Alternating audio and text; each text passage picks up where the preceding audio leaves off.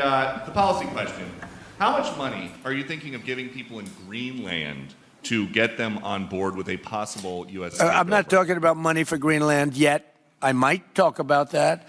But right now, we are going to do something on Greenland, whether they like it or not, because if we don't do it, Russia or China will take over Greenland. And we're not going to have Russia or China as a neighbor.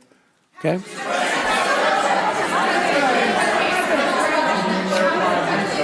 I would like to make a deal, the easy way, but if we don't do it the easy way, we're going to do it the hard way.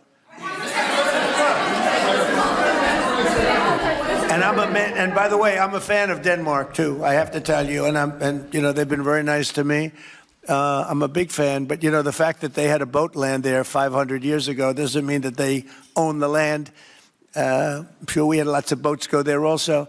But we need that because if you take a look outside of Greenland right now, there are Russian destroyers, there are Chinese destroyers and bigger, there are Russian submarines all over the place. We're not going to have Russia or China occupy Greenland, and that's what they're going to do if we don't. So we're going to be doing something with Greenland, either the nice way or the more difficult way. Please, go ahead, ma'am.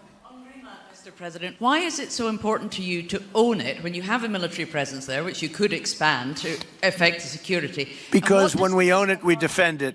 You don't defend leases the same way. You have to own it. With a nation, look at what happened with Obama, with that horrible deal they made with Iran. It was a short-term deal. It was like a 9-year deal. Countries can't make 9-year deals or even 100-year deals. Countries have to have ownership. And you defend ownership, you don't defend leases. And we'll have to defend Greenland.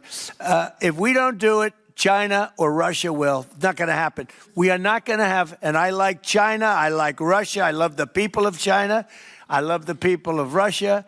I get along very well with President Putin, but I'm very disappointed in him. I get along very well with President Xi. I'm going to go over to China in April, but I don't want them as a neighbor in Greenland. Not going to happen. And by the way, and NATO's got to understand that. I'm all for NATO. I saved NATO. If it weren't for me, you wouldn't have a NATO right now. But we're not going to allow Russia or China to occupy Greenland, and that's what's going to happen if we don't.